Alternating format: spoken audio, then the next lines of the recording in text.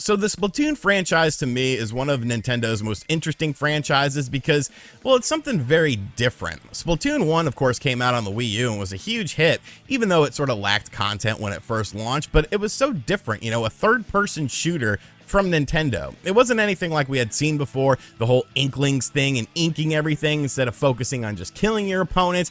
It was definitely something different. It was fun, I enjoyed it. It definitely lacked content on day one, but I still had a decent time with it. Same sort of thing with Splatoon 2. It built upon the principles of Splatoon 1, made things better. It launched during that summer of Nintendo Switch fever when everyone was launching games for the system. That was a crazy year, 2017. After the initial launch of the system, once we hit summertime, it was just like a ball rolling downhill of just madness. But I wouldn't say I ever really fell in love with the game. I definitely enjoyed it, I definitely had fun with it, but I never really fell in love with it. So with Splatoon 3, this obviously has had a lot of time built up since the Splatoon 2 released in 2017. So what were they going to do with this game? Were they going to make a proper sequel, or was it going to be just more of an expansion upon what Splatoon 2 did? And there's been lots of sort of talks about it, you know, oh, Splatoon 3, it's just kind of looks like DLC. This is something they could have just done for DLC for Splatoon 2. This, that, and the other. And I think that's one of the most bizarre arguments that I've ever seen, because the whole point of a sequel is to build upon the game and improve things, make things better, have quality of life improvements, have bigger, better, and badder stuff to do within the game. It's not a reboot, so I don't understand where that conversation even necessarily came from. I picked up Splatoon 3 after playing the Splatfest and really having a lot of fun with it, so much in fact that I was like, wow, I really enjoyed this. I want to play more of this. And now that the game is out, I want to talk about it. I'm going to sort of break this video up into like 3 different parts, I guess, but most of it's going to be focused on the multiplayer because I do feel like that is the bread and butter of the game. But I do want to talk about the other stuff that you can do within this game. So the story mode. Now, if you've ever played a Splatoon game previously, Splatoon 1 or Splatoon 2, the story wasn't great. Like, it's not a narrative-driven game, but it always felt like that was just sort of tacked on as sort of like, oh, you know, it's a tutorial, but it's not really a tutorial because we're going to be sneaky and call it a story mode. It was never really a story mode. It was really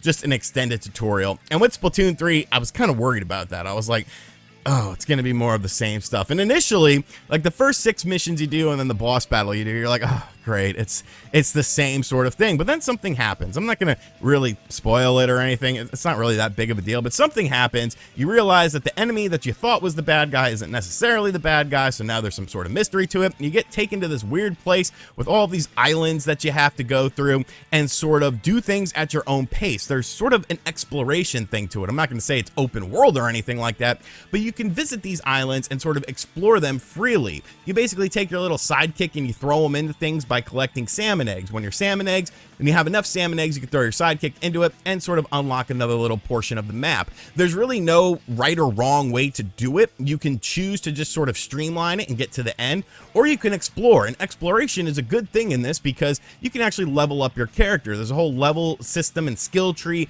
that you have access to by leveling up your character. And the missions themselves are pretty fun. Yeah, they are kind of, you know, sort of just put you in a situation and then you have to sort of overcome this situation, like survive 1 minute or get to the end of the level or something like that. But the way it's sort of segmented and the way that there's so much variety with different weapons and different stuff that you have to do, it's actually really fun. It's actually a lot of fun, and I really enjoy the single player story in this game because it's different. You know, it's different than what they've done in the previous games, and it actually feels like a story. You actually feel like you want to get to the end and figure out who the new bad guy is, who is causing all this chaos in Splatoon land or Splatsville or whatever the hell you want to call it.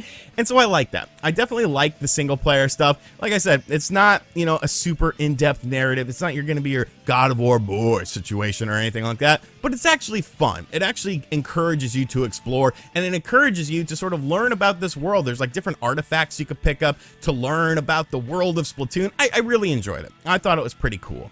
Alongside of that, you also have the Salmon Run, which returns. Now, the Salmon Run used to be on like a time schedule. You can only do it at certain times, but now Salmon Run is just completely there. This is essentially your player versus environment situation where you team up with 3 other people, you go into this Salmon Run, you try to collect these eggs and you throw them in the little thingy, and then you level up your character, you unlock more stuff, rinse and repeat. Once again, I think Salmon Run is a lot of fun. It's something very different than what you do normally in Splatoon, which is player versus versus player stuff, and I like the player versus environment stuff. There's some new bosses that they included in there as well, and I think it's cool. You know, it's something fun if you're getting burned out on playing your single player stuff or your multiplayer stuff. It's another option to sort of spice things up and make things a little different. There's a table turf battle, which I'll be honest with you, I haven't even explored this yet, but it's essentially like a card game that's sort of like Tetris and stuff. I don't have any footage to show you because, like I said, I haven't even checked this out yet.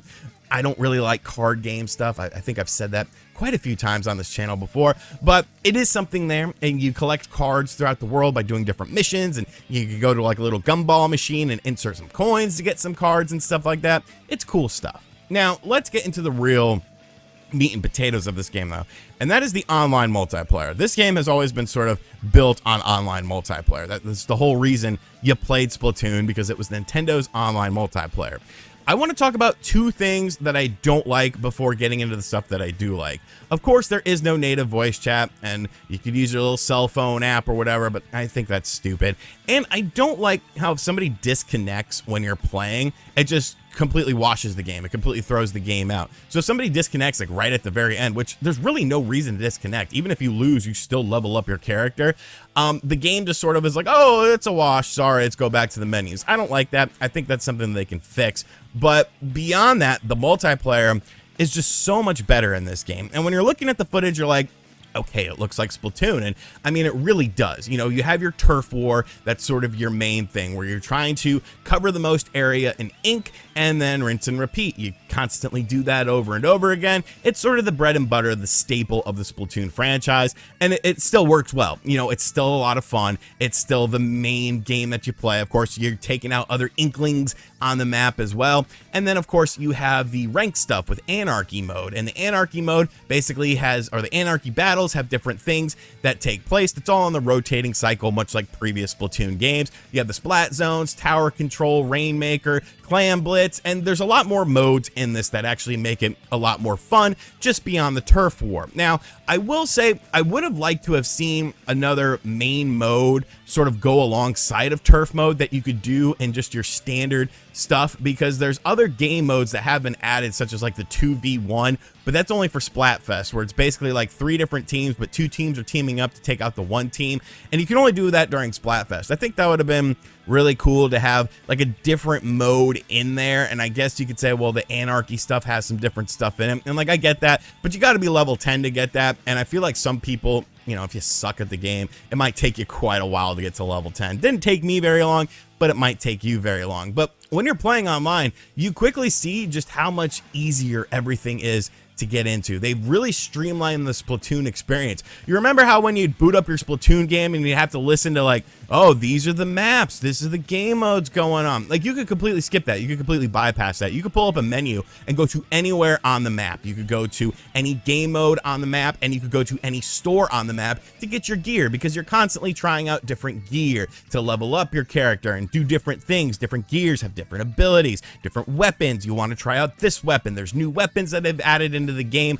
as well that really, a lot of them are pretty fun. Like the little bow and arrow thing, I think is really cool. I kind of just stick to what I know. As you'll see in this gameplay footage, I'm using the exact same weapon every single time because I'm here to win. I want to win. I want to be on top of the leaderboards, and I want to be great. And so I just stick with what I know. But you do get a chance to check out these other weapons in the single player stuff. So I am curious to see how it translates into the multiplayer. The game runs fantastically online. I haven't had any issues besides the whole disconnecting thing when it comes to things like, you know, frame rate or lag or input lag or anything like that. Everything works really well. You, of course, have your special abilities that you build up as you splat more areas. The new special abilities are really fun. I like the big crab thing that you get into and you just wipe out people. I really like the dolphin thing. The dolphin thing kind of goes in a straight line, but you can kind of control it, tell it where to stop, and then it explodes and you take out a lot of enemies. I think it's really cool. The game offers 12 different maps right now, sort of a variety of stuff that's new stuff and stuff from previous Splatoon games. I recognize some of these maps. Some of these maps were new to me, and I definitely like the map variety. You know, there's some different sort of tactics that you have to do within the different maps in order to be successful. Different routes you have to take, different areas you want to try to control. If there's a tower on the map or a higher up ground, if you got a sniper who can go up there, that sniper's just going to pick people off. And as long as his teammates are good and can cover the area, you're probably going to have a very successful time. And I think that's something that a lot of people overlook with this game, is the fact that there is a lot of strategy into it. I guess the fact that there is no native voice chat kind of puts a dampering on that experience, because of the fact that, you know, you got to use your cell phone or play with your friends, this, that, and the other. But when you play with your friends, it all works very well. I played with Wood and Spawnwave last night for like an hour and a half, and we had no problems. It's very easy to find your friends. It's very easy to join your friends' games, which is something that, you know, it sounds like a basic thing, but we have to be realistic here. This is a Nintendo game. They usually half-ass their online, and, you know, there's a problem. Look at Mario Strikers Battle League, a game that's built online that has so many fundamental problems with just connecting with your friends online, and then you can't even connect with a bunch of them. You can connect with 4 people very, very easily, make your own little private room, go in there, battle people. Very simple, very streamlined. Everything in this game is very streamlined. It's super easy. It's super quick to get from one thing to another, which is something that took literally minutes in previous Splatoon games. It's actually respecting your time. It's respecting the fact that you're playing this game and you're choosing to play this game. I think the game itself visually looks great. Like, this is one of the better looking Switch games as far as performance and as far as just, you know, straight up graphics are concerned. Everything looks nice and clean. The colors themselves are very bright. The levels themselves are very interesting with lots of intricacies in the background. All the splatting character inklings, like I said, I'm not the biggest Splatoon fan. All the inkling characters all look really cool. The fact that you can customize them and they all look very nice. There's different emotes. There's a locker system where you can customize your locker.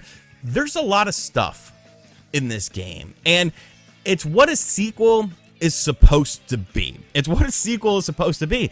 And I go back to my initial thing. I don't understand why people don't get that. I'm someone who's played all the previous Splatoon games, and this is how a sequel should go. You take what you have, your core gameplay experience, and you build upon it. You add more. You do things differently. You make things better. You make the user experience better. You have more weapons, more modes, more missions, more story stuff, more maps, and I feel like they really nailed it with this game. Like, I have definitely been having way more fun with this than I thought I would. I thought I would enjoy the game, but I didn't feel like I would kind of be a bit addicted to it, and like I constantly want to play it. It's kind of that whole sort of, oh, I want to play one more match. Oh, let me just play one more match before I go to bed. Oh, maybe I should try out this weapon. Oh, maybe I'll try out this weapon. Maybe I'll try this. Maybe I'll play with these people.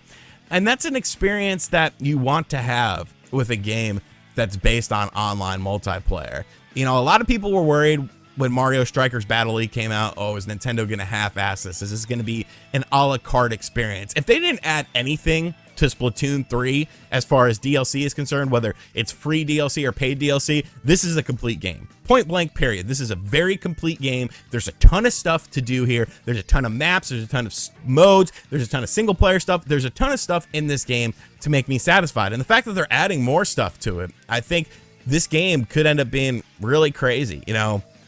Like I said, you know, I don't have many complaints about the game. The whole disconnecting thing is definitely a pain in the ass. Like, they need to do something with that. And I would have liked to have seen another mode be put in beside Turf War, you know, have Turf War and something else, which is something they can do. You know, there could be new modes, completely different modes that we haven't even thought of that are being added to it. But I feel like that would have been fun, you know, especially with the rotating cycle for the maps. It's like every hour it gets updated. You have a different map and stuff, like you have different maps that you play on. I think that would have been really cool. But beyond that, man, this is a stellar sequel. It does everything a sequel should do, and then more so. So I don't know why people are complaining about this DLC. Feels like DLC. Do you know what a sequel is? Like, do you literally know what a sequel is? This is not a reboot. I know we're in the reboot era, but sometimes you just want a sequel that does what the original game did, but better.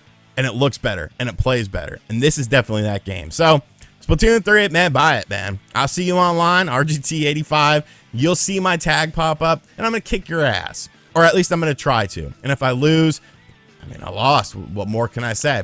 Let me know if you've been playing this game and what you think about it in the comment section down below. And as always, guys, thank you for checking out this video. If you are new to the channel, be sure to hit that subscribe button, like, comment, and share. Hit that bell notification as well. And as always, I'll catch you guys on the next video. Later.